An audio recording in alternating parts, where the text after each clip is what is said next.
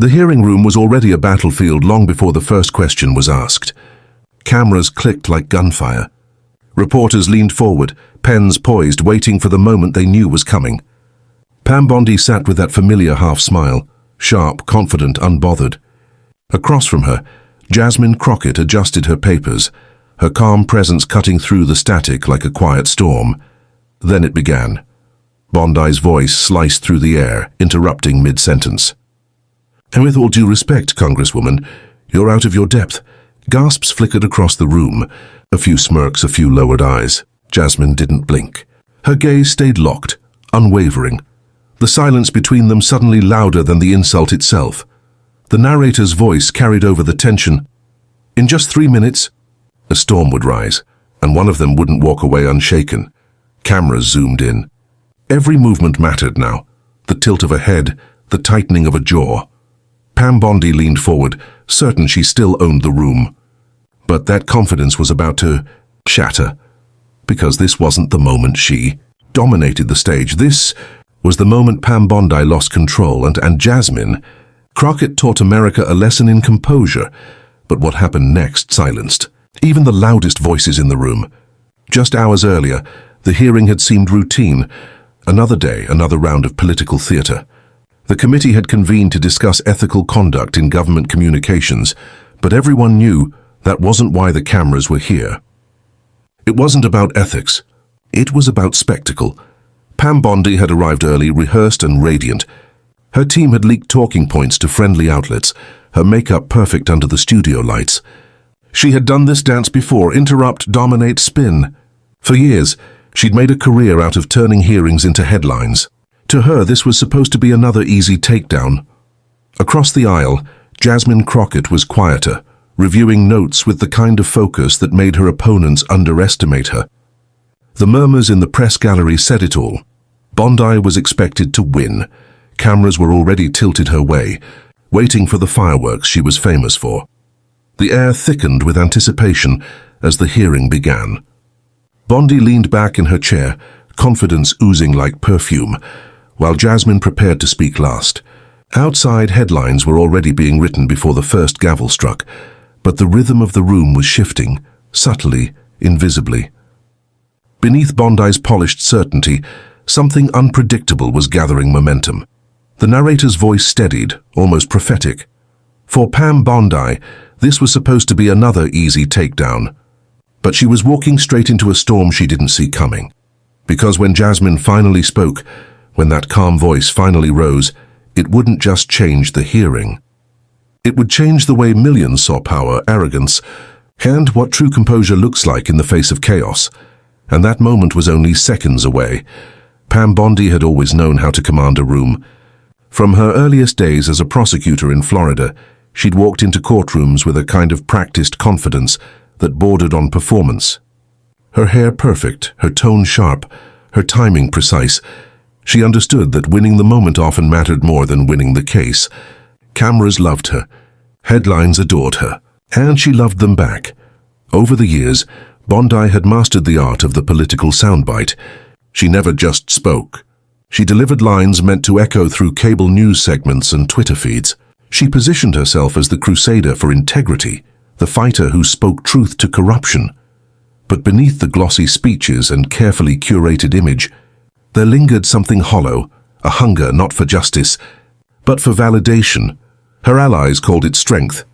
Her critics called it spectacle. The narrator's voice sharpened. To her supporters, she was fearless. To her critics, she was the storm that never listened. Behind closed doors, Bondi's behavior told the truth her brand tried to hide. Staffers whispered about her impatience, her quick temper, her need to be the loudest voice in any room. During interviews, she'd cut off reporters mid-question, redirecting conversations to her talking points. In hearings, she'd lean forward just slightly, a physical signal of dominance, interrupting, correcting, smirking. For Bondi, silence was not golden. It was weakness, and it worked for a long time. Networks called her for prime-time commentary. Panels loved her confidence. The image of the unflinching blonde prosecutor became her armor, her weapon, her identity. But like all armor, it began to rust under scrutiny. The more she shouted about ethics, the more people questioned her own choices. The more she claimed truth, the more she seemed allergic to hearing it. Still, Bondi remained convinced of her invincibility. To her, every confrontation was another opportunity to dominate, to prove that experience and reputation outweighed empathy and reason. She viewed hearings as arenas, places to win, not to understand. And on that day, as she squared off against Jasmine Crockett, Bondi carried that same old confidence. Her chin high, her notes spread perfectly in front of her, she believed she'd already scripted how this hearing would end. She would lecture, dismiss, and walk away victorious once again, with cameras chasing her down the hallway. But arrogance has a way of blinding even the sharpest minds, because what Pam Bondi didn't realize, what no one around her had the courage to say, was that she had mistaken attention for respect, volume for power, and performance for truth. And when the moment came for someone to finally challenge that illusion, she wouldn't see it coming. But today, for the first time in years, that spotlight would turn harsh and unforgiving. Before the cameras, before the congressional badge, Jasmine Crockett was the lawyer who never stopped fighting for the ones everyone else forgot. She came from the kind of place where opportunity wasn't handed out. It had to be earned inch by inch through sleepless nights and stubborn faith. Her journey wasn't built on connections or privilege. It was carved out of grit. In the early days, she worked cases others ignored, defending those who couldn't afford to be defended, standing beside people the system had already written off. She wasn't chasing headlines, she was chasing justice. There were nights she'd leave the office past midnight, exhausted but unbroken, knowing that even one life changed made the fight worth it. The narrator's voice softened with reverence. While others shouted their way into rooms, Jasmine earned her place through every sleepless night she spent fighting for people who couldn't afford a voice. Her rise to Congress wasn't the result of theatrics. It was the natural next step of a woman who had spent her life turning struggle into strength. Colleagues described her as a Texas fire wrapped in grace. She had that rare combination, the warmth that drew people in, and conviction that kept her grounded when chaos erupted around her. She learned early that patience was power. That silence, when used with purpose, could cut deeper than anger ever could. Her calm wasn't weakness, it was control. When others lost composure, she found clarity. And in a world that rewarded noise, Jasmine had mastered the art of quiet defiance. There was a reason her opponents found her disarming. She didn't take the bait. She listened, measured, and then spoke with precision that left others scrambling to recover. Her strength wasn't in volume, but in timing, and that was exactly what would make this next moment unforgettable. Because across from her sat Pam Bondi, polished, loud, and certain of her dominance. What Bondi couldn't see was that Jasmine's stillness wasn't hesitation, it was strategy. Beneath that calm exterior was a woman who had spent her entire life preparing for this kind of confrontation, the kind where truth had to stare arrogance in the eye and refuse to flinch. In that committee room, as the noise swelled and the lights bore down, Jasmine didn't just represent herself. She carried every underdog who had ever been dismissed, every voice that had ever been talked over. And as she adjusted her papers one last time, the line between grace and fury blurred into something quietly powerful, and that grace was about to meet arrogance head-on. The hearing was in full swing, the air thick with anticipation, and the faint hum of cameras spinning to catch every angle. Pam Bondi leaned forward, eyes sharp, lips curled into a smile that promised confrontation. She pounced immediately, her voice slicing across the room. "You wouldn't understand the law if it hit you in the face." A ripple ran through the audience. Murmurs rose, whispers flickered like sparks across the gallery, and a few subtle gasps betrayed surprise at the bluntness of the attack. Reporters adjusted microphones, instinctively sensing that the drama about to unfold would dominate headlines. Jasmine Crockett didn't move. She didn't flinch. She didn't even blink faster than usual.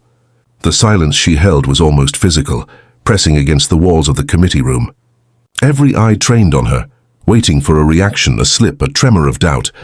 None came. The narrator's voice cut through the tension. Sometimes silence isn't weakness, and it's the sound of calculation. Bondi's confidence began to ripple, just slightly. She leaned back, smirk intact, yet a shadow of uncertainty flickered in the corner of her eyes. She had thrown the first punch, expecting it to land cleanly, but the target remained steady, unmoved. The room seemed to hold its breath. The journalists, the aides, even the seasoned politicians in attendance sensed it, a shift in momentum, subtle but undeniable. Jasmine's silence wasn't absence, it was strategy. Every second stretched longer, heavier, building toward a moment that could not be ignored. And in that silence, Bondi sealed her fate. And then Jasmine Crockett spoke. Her voice was calm, measured, every word deliberate, cutting through the static of cameras, whispers, and raised voices. It wasn't loud, but it carried the weight of someone who had spent a lifetime learning how to wield truth like a weapon. The committee room, previously dominated by Bondi's bluster, seemed to tilt toward her presence alone. "You speak of integrity," Jasmine began, eyes unwavering, voice steady. "Yet you defend those who mock it.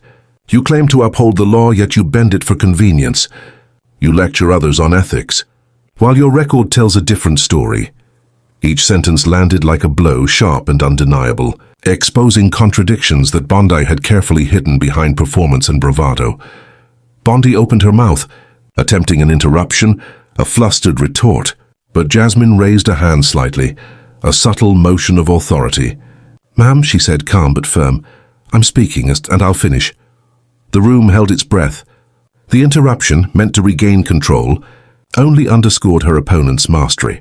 As Jasmine continued, she cited facts, legal precedents, and public records, weaving them seamlessly into her argument. Each point drew murmurs, eyes widening, pens scribbling. What was once Bondi's stage had quietly become Jasmine's arena. The audience, journalists, staffers, even skeptical politicians leaned forward, feeling the power of measured words against unchecked arrogance. The narrator's voice rose with suspense. In just 3 minutes, the balance of power in that room shifted, from arrogance to truth. Jasmine didn't raise her voice. She didn't need to. Her composure amplified every syllable. The cadence, the clarity, the moral weight behind her statements, everything converged into a crescendo of authority. Bondi's face tightened. Her confident smirk faltered. She attempted another interruption, stammering slightly, only to be silenced again by Jasmine's unyielding calm. Then came the final line, delivered with a precision that made the room collectively exhale. "If integrity means anything at all, it cannot be selective, it cannot be performative, and it certainly cannot hide behind arrogance." The reaction was immediate. Eyes widened, whispers turned into audible acknowledgement, and applause began to ripple through the room. Bondi's expression, once composed and sure, betrayed everything: disbelief, frustration, and finally resignation. In that instant it was clear, she had lost the room. Without a word, Bondi stood, gathered her papers with hurried precision, and stormed out. The ultimate surrender, a visual punctuation to Jasmine's flawless command of the moment. Cameras caught every motion, every flash immortalizing the collapse of authority once thought untouchable. But as the doors swung closed behind Bondi, Jasmine didn't exhale. She simply adjusted her papers, the calm in her eyes now a quiet testament to what had just unfolded. The room, once dominated by spectacle, had been reclaimed by reason. But outside that chamber, the real storm was just beginning. Within minutes, the hearing footage exploded across every platform. Twitter erupted with trending hashtags: CrockettClapback, Bondi storms out. TikTok feeds filled with clips replaying Jasmine's measured words, her calm dismantling Bondi's bluster in real time.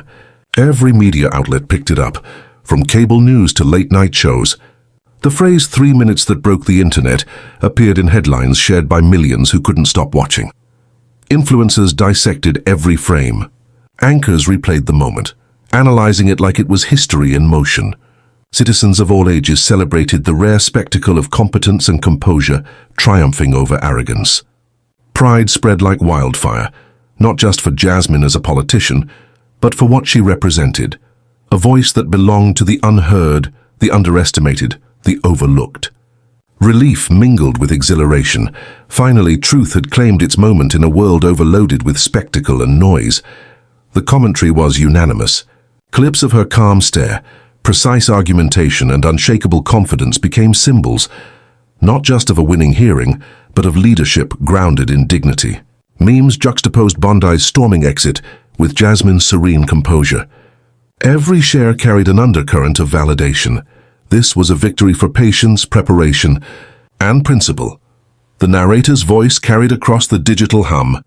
In a country tired of shouting, Jasmine's calm became the loudest voice of all.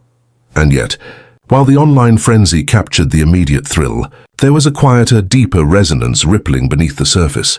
People weren't only celebrating a viral moment, they were recognizing the blueprint of leadership that had long been missing. A leadership that demanded attention through reason, not rage, through courage, not spectacle. The room had applauded. The internet had erupted, and the critics had faltered.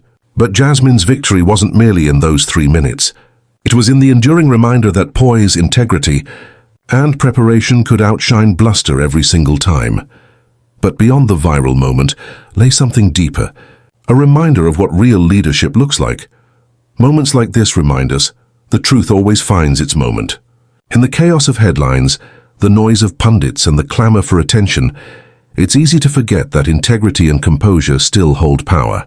Jasmine Crockett's 3-minute triumph wasn't just a political victory. It was a lesson in restraint, strategy, and moral courage. Pam Bondi stormed out, but Jasmine Crockett stood taller than ever.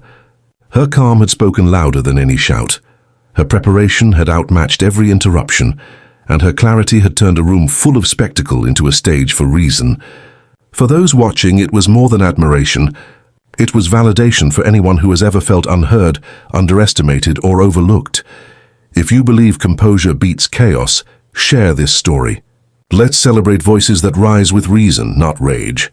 Let's remind the world that patience, integrity, and courage are not weaknesses. They are the sharpest tools we have. Because in the end, history remembers not who shouted, but who spoke with purpose. And Jasmine Crockett just reminded us all that purpose, wielded with grace, can move mountains, shift narratives, and leave an indelible mark on the world.